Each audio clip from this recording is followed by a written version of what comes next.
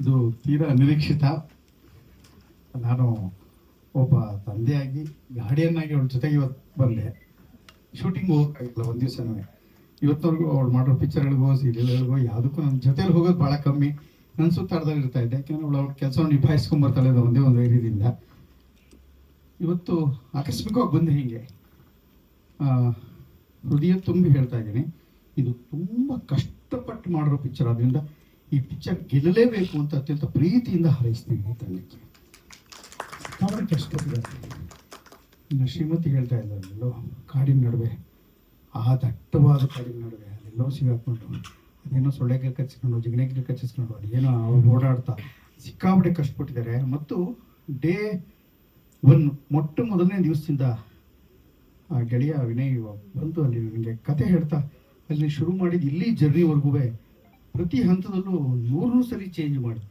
100 ಸಲ ಚೇಂಜ್ ಮಾಡಿ ಅದನ್ನು ಇಲ್ಲ ನನಗೆ ಯಾಕೋ ಈ ಕಾಡಿನ ಭಾಗ ಇನ್ನೊಂದೇನೋ ಸರಿ ಇಲ್ಲ ಅಂತ ಗ್ರಾಫಿಕ್ ಎಷ್ಟು ಕಷ್ಟಪಟ್ಟಿದ್ರು ಅಂದರೆ ಎಷ್ಟು ಸಲ ಚೇಂಜ್ ಮಾಡಿದ್ರು ಅವ್ರಿಗೆ ಗೊತ್ತು. ಅಷ್ಟು ಸರಿ ಚೇಂಜ್ ಮಾಡ್ಕೊಂಡಿದ್ದಾರೆ.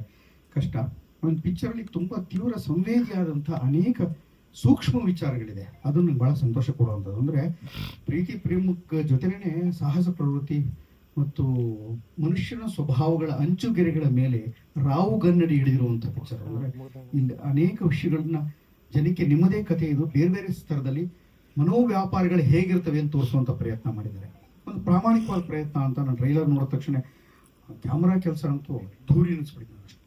ಎಷ್ಟು ನೀವು ನೋಡ್ತೀರಿ, ಟ್ರೈಲರು ನೋಡಿರ್ಬೋದು ನೀವು, ಗೊತ್ತಾಗುತ್ತೆ ನಿಮಗೆ. ಕ್ಯಾಮ್ರಾ ಕೆಲಸ ತುಂಬ ಚೆನ್ನಾಗಿ ಮಾಡ್ಕೊಂಡಿದ್ದಾರೆ. ಕತೆ, ನಿರ್ದೇಶನ ಎಲ್ಲದರಲ್ಲೂ.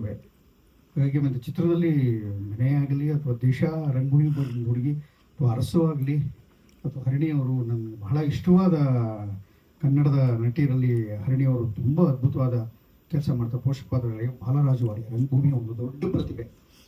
ಅನೇಕ ಜನ, ತುಂಬ ಜನ ಕೆಲಸ ಗೊತ್ತಿದ್ದವ್ರು ಮಾಡಿರೋ ಕೆಲಸ.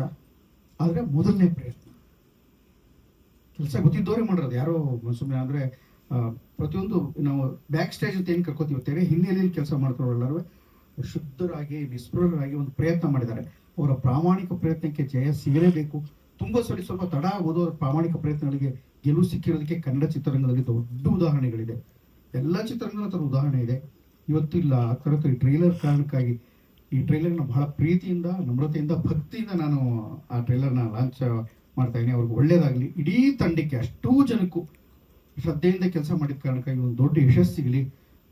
ಭಾಳ ಕಡೆಯವರೆಗೂ ಅವ್ರಿಗೆ ಈ ಚಿತ್ರ ನನ್ನ ಮೊದಲ ಚಿತ್ರದಲ್ಲಿ ನಾನು ಆರಂಭದಲ್ಲಿ ಕೆಲಸ ಮಾಡಿದಾಗ ನಂದು ಈ ಥರ ಆಗಿತ್ತು ಅಂತ ಒಂದು ಸಿಹಿ ನೆನಪು. ನನಗೊಂದು ಜನ್ಮದ ಜೋಡಿ ಮೊದಲನೇ ಪಿಕ್ಚರ್ ನಾನು ಮಾಡಿದಾಗ ಭಾಳ ಆತಂಕದಲ್ಲಿ ನನಗೆ ಏನಪ್ಪ ಅಂತ ಇದ್ರು. ಇಷ್ಟು ವರ್ಷದ ಮೇಲೂ 30 ವರ್ಷದ ಮೇಲೂ ಜನ್ಮದ ಜೋಡಿ ಅದರ ಹಾಡುಗಳು, ಅವ್ರ ಕಥೆ ಹೆಂಗೆ ನೆನಪಿಸ್ಕೋತಾರೆ.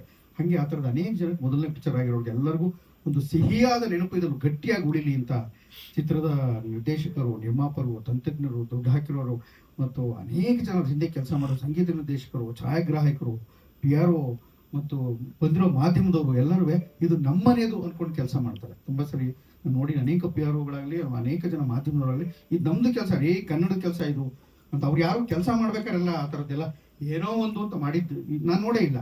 ಹಂಗಿರೋದ್ರಿಂದನೇ ಇವತ್ತಿಗೂ ತುಂಬ ಆರೋಗ್ಯಕರವಾದ ಮನಸ್ಥಿತಿ ನಮ್ಮ ಕನ್ನಡ ಚಿತ್ರರಂಗದಲ್ಲಿ ಉಳ್ಕೊಂಡಿದೆ ಅಂತ ಭಾವಿಸ್ತೇನೆ. ಅವರೆಲ್ಲರಿಗೂ ದೊಡ್ಡ ಯಶಸ್ಸು ಸಿಗಲಿ. ಈ ಚಿತ್ರದ ಮೂಲಕ ಮತ್ತೊಂದು ಹೊಸ ಥರದ ಅಲೆ, ಯಾಕೆಂದ್ರೆ ಚಿತ್ರರಂಗಕ್ಕೆ ಒಂದು ದೊಡ್ಡ ಆತಂಕ ಸೃಷ್ಟಿಯಾಗಿರೋ ಈ ಗಳಿಗೆಗಳಲ್ಲಿ ಈ ಚಿತ್ರರಂಗದಲ್ಲಿ ಟಾಕೀಸ್ಗಳಲ್ಲಿ ಮಾತ್ರ ಅಲ್ಲದೆ OTTಗಳಲ್ಲೂ ಮತ್ತೊಂದು ಕಡೆ ಹೆಚ್ಚು ಪ್ರಚಾರ ಸಿಕ್ಕಿ ಒಳ್ಳೇದಾಗಲಿ ಅಂತ ತುಂಬ ಪ್ರೀತಿಯಿಂದ ಹಾರೈಸ್ತೀನಿ. ಕಾರ್ಯಕ್ರಮ ಚೆನ್ನಾಗಲಿ ಮತ್ತು ನಿಮ್ಮೆಲ್ಲರಿಗೂ ಒಳ್ಳೇದಾಗಲಿ ಅಂತ ಮತ್ತು ನನಗೂ ಒಳ್ಳೇದಾಗಲಿ ಅಂತ ನಾನು ಪ್ರಾರ್ಥಿಸ್ತೀನಿ. ನಮಸ್ಕಾರ. SSTV ಸಿನಿಮಾ ಜಗತ್ತಿನ ಕ್ಷಣ ಕ್ಷಣದ ಸುದ್ದಿಯೊಂದಿಗೆ.